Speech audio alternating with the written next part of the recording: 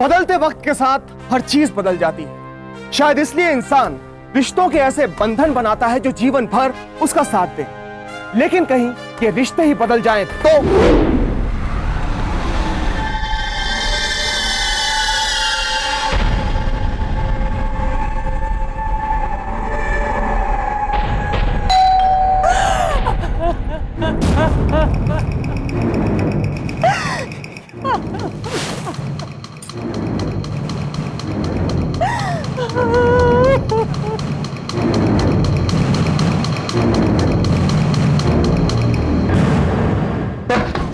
Sir inspector साहब, आप sir please मेरे साथ चलिए सर। वहां पे किसी ने नीलेश का खून कर दिया सर।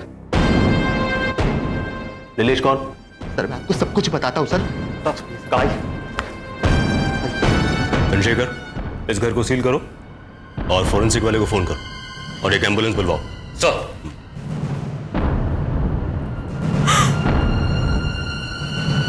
आई एम सॉरी, मैं जानता हूं ये जरा मुश्किल है, लेकिन नीलेश ने जैसे ही दरवाजा खोला 3 लोग अंदर घुस आए। नीलेश को गालियां देने लगे। उसमें से एक आदमी ने नीलेश को पकड़ लिया और दूसरे ने मेरे नीलेश को चाकू मार दिया। कह रहे थे कि मना किया था मोना से मत मिलना। ये मोना कौन है? नहीं जानती। 1-2 बार फोन पे बातें करते हुए नाम सुना था। मुझे लगता है कोई क्लाइंट होगी। अच्छा, उस वक्त घर पे कौन कौन थे? वैसे तो हमारा नौकर दिनेश घर में होता है, लेकिन उस वक्त वो बाजार गया था।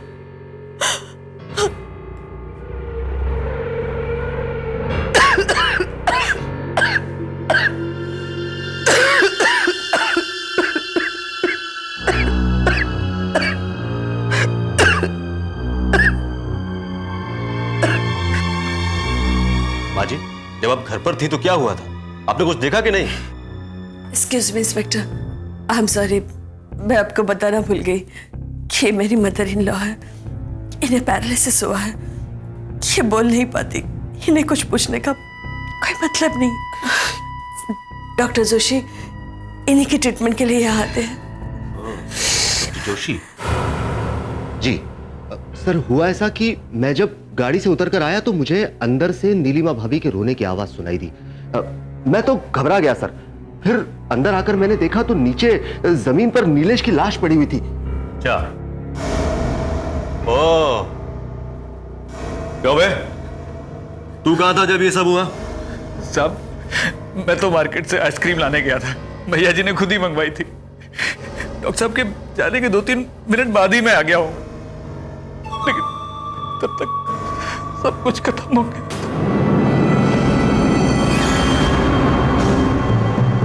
पुलिस ने इस मामले में मोना नाम की उस लड़की को ढूंढना शुरू कर दिया जिसका नीलेश के साथ तथकथित संबंध थे। पर जब उनके पास पोस्टमार्टम की रिपोर्ट आई तो अरे श्योर, ये रिपोर्ट ठीक है? यस सर, नीलेश की मौत चाकू के घाव से नहीं बल्कि गला घोटने से हुई थी। गला घोटने से? नजर में नीलेश की हत्या अवैध प्रेम संबंधों का नतीजा लग रही थी, इसलिए पुलिस सबूतों और गवाहों के आधार पर उसकी तथाकथित प्रेमिका मोना की तलाश में लग गई। लेकिन तभी कुछ ऐसे तथ्य सामने आने लगे जो इशारा कर रहे थे कि ये केस जितना दिख रहा है उससे कहीं ज्यादा पेचीदा है।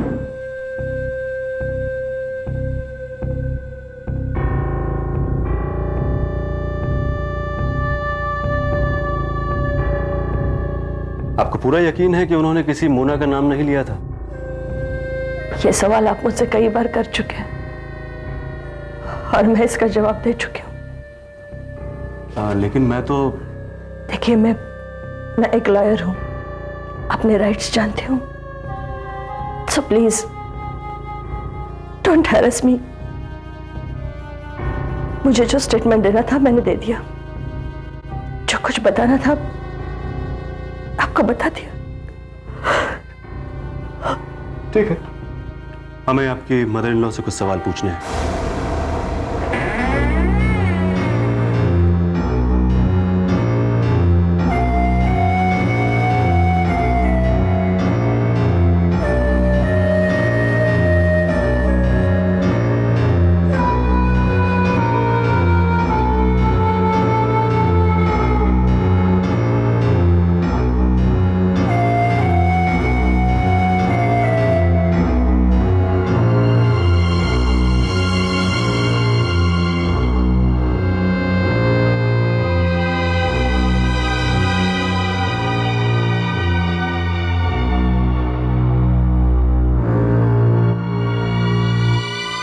माँ जी, आपने उस दिन कुछ सुना था, देखा था उस दिन?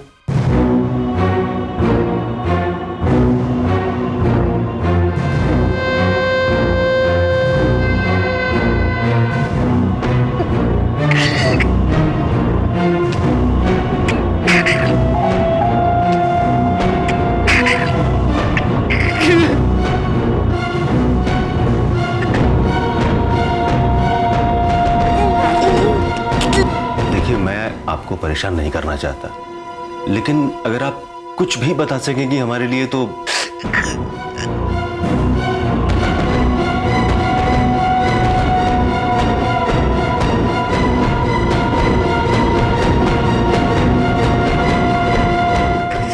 Enough!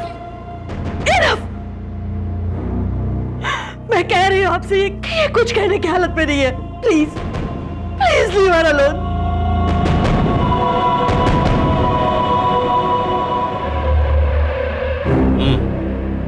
अच्छा ये बता, डॉक्टर जोशी हफ्ते में कितनी बार घर आते थे?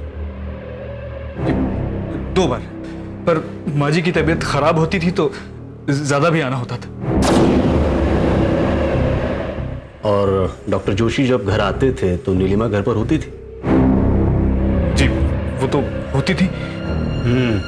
मतलब हफ्ते में 2-3 बार। अच्छा, नीलिमा और मिस्टर जोशी इनमें कैसी बनती थी? जी अच्छी थी। काफी नजदीक आ गए होंगे दोनों, है ना? जी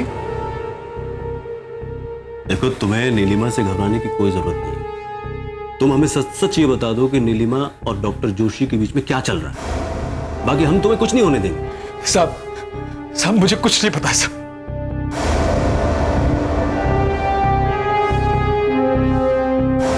साहब अब मैं जाऊं साहब?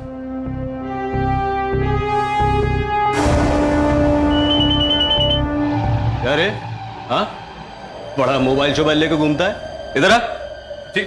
इधर देखा, मोबाइल देखा।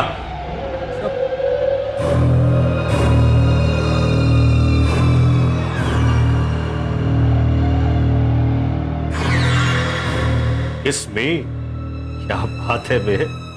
किसका मैसेज है ये? साहब ये मेरा नहीं साहब, ये मोबाइल ही मेरा नहीं साहब। तेरा नहीं है तो किसका है बे? साहब ये वहां लाश के पास पड़ा हुआ था साहब।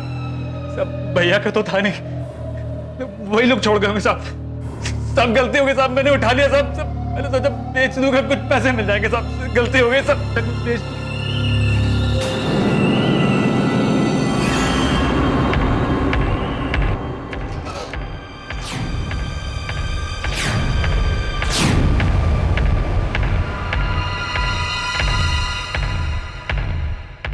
तो इस सब से आप और मिस्टर जोशी काफी नजदीक आ गए होंगे ना?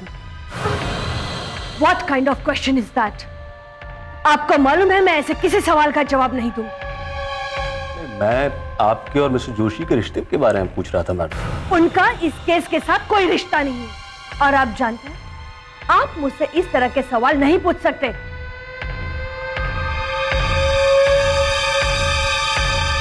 ये मोबाइल पहचानती हैं आप?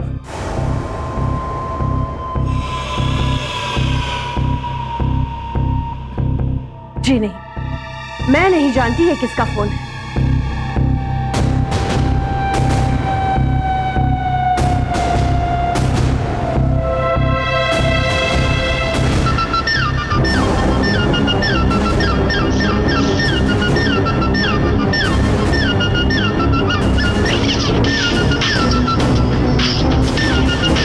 लेकिन ये मैसेज आप ही के मोबाइल से भेजा गया है मैडम। मैं नहीं जानती किसने भेजा। हो सकता है किसी ने मेरा मोबाइल यूज किया हो। लेकिन ऐसा मैसेज तो। That's all. इससे ज्यादा आपको बताने के लिए मेरे पास कुछ नहीं है, और आप मुझे फोर्स नहीं कर सकते। I know my rights.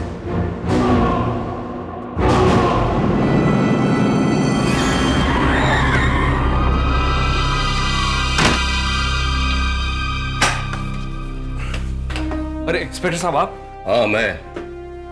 साहब ये बता, मेम साहब घर पे है? साहब वो तो बाहर गई हैं, देर से आएंगी।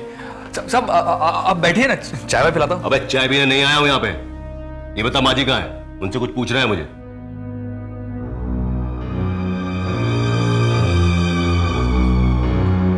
कैसी हैं आप माँ जी? आपसे कुछ सवाल पूछने हैं मुझे। आप सिर्फ हाँ या ना में जवाब दीजिए। इस फोन को पहचानती हैं आप? माँ जी कुछ तो बोलिए।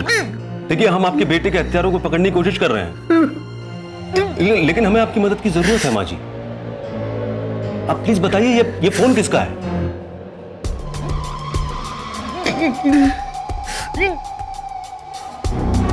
तो क्या आवेग में किए गए ज्यादातर अपराधों में अपराधी कोई ऐसी चीज को नजरअंदाज कर देता है जो पुलिस को उस तक पहुंचा देती है? अपने तेज दिमाग और कानून की समझ से नीलिमा ने पुलिस को कई बार गुमराह किया तो कई बार परेशान, लेकिन वो इस बात को नजरअंदाज कर गई कि नीलेश की मां का एक उंगली उठाना उसके सारे राज खोल देगा।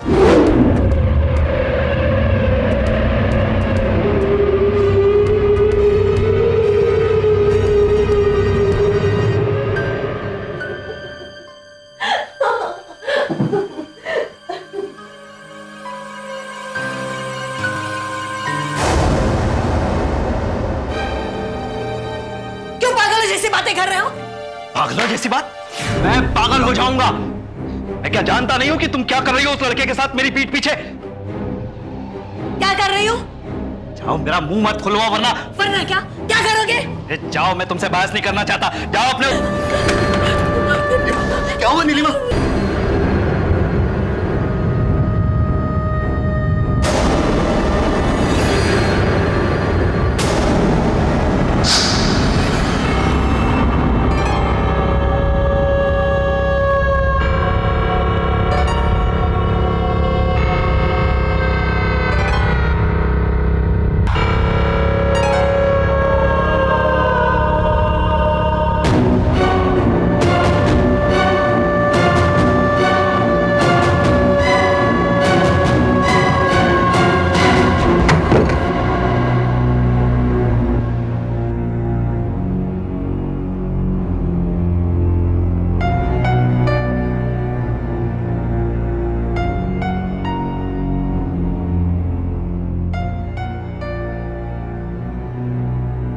नीलिमा और दिनेश पुलिस की हिरासत में है। इस केस में पुलिस अपनी चार्जशीट दाखिल कर चुकी है और अदालत में इस केस की सुनवाई जल्दी शुरू होने की संभावना है।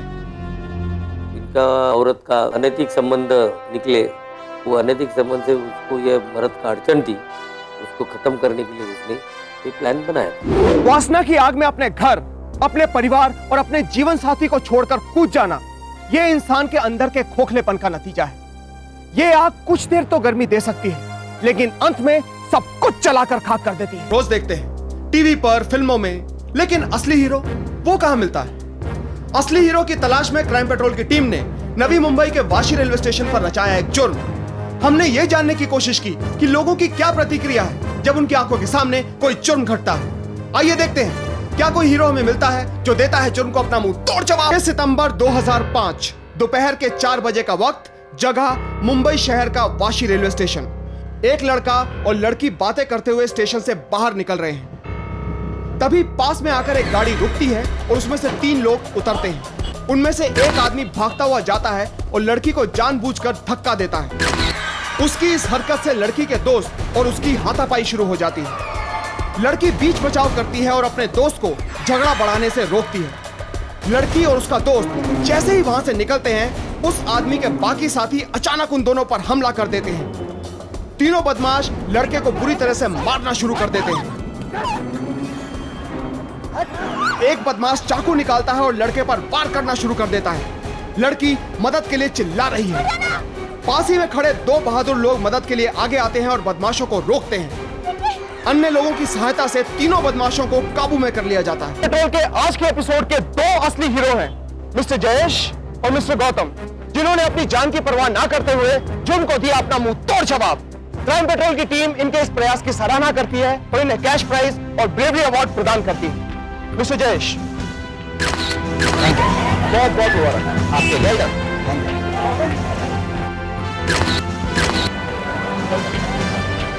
अच्छा जयेश, इधर आइए। हाँ, आप यहाँ रेलवे स्टेशन पर शायद कोई ट्रेन पकड़ने आए होंगे, तो आपने क्या देखा और आपके मन में क्या आया कि आप? मेरे मन में आया कि अगर एक आदमी मतलब 4 आदमी एक आदमी को मार रहे हैं तो उसकी तो जान जा सकती है, इसके लिए बचाने के लिए आगे हो गया मैं। Well done. ये थे हमारे पहले हीरो और अब आइए मिलते हैं क्राइम पेट्रोल के इस एपिसोड के दूसरे असली हीरो से, मिस्टर गौतम। अच्छा गौतम जी, आप बात बताइए, आप करीब आइए। आप हमें बात बताइए कि मतलब इस जुर्म को रोकने में आपका क्या योगदान? सर मैं इधर आया था स्टेशन पे, तो मेरे को लगा कि कोई लड़की उधर से आ रही है और वो लड़की को खींच रहा है। तो लड़की खींचने के बाद एक लड़के ने उसको मारा। मारने के बाद 2-4 आदमी लोग आ के उसको मारने लगा, तो मेरे को रहा नहीं गया, तो मारने गया तो मैं भाग के गया, वो आदमी को पकड़ के उसने मेरे को शुरा दिखाया। शुरा दिखाने के बाद मैं उसको दूसरा आदमी को पकड़ा वापस पकड़ने के बाद तो पुलिस आ गई और लेके चली गई। तो मेरे को लगता है क्राइम जिधर मेरी माँ बहन सब बाहर निकलती है, तो उनका प्रोजेक्शन मैं जैसा देता हूँ सब आम आदमी देना चाहिए। जुर्म को मुंह तोड़ जवाब देने के लिए हम शुरू करने जा रहे हैं पूरे भारत में क्राइम पेट्रोल दरबार। जी हाँ, जिसमें शामिल होकर आप हमें बता सकते हैं कि कितना महफूज है आपका शहर। How safe is your city.